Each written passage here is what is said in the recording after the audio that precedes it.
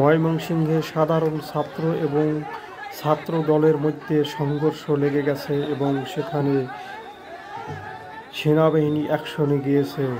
দেখুন কি তুমুল যুদ্ধ লেগেছে দুই গ্রুপের মধ্যে এবং এটা ক্ষমতাকে কেন্দ্র করেই মূলত এরকম সংঘর্ষে লিপ্ত হয় সবাই।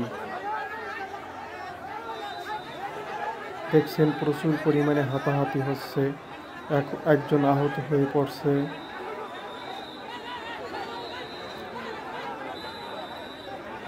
এবং এর প্রেক্ষিতে সেনাবাহিনী কিন্তু পরবর্তীতে অ্যাকশনে যায়।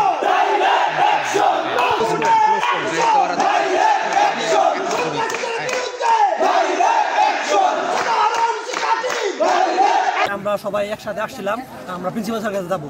এর আগে আমরা শিক্ষক পরিষদে গেছিলাম 2:30টায়, আমাদের সময় দেওয়া হয়েছিল 2:30টা বাজে।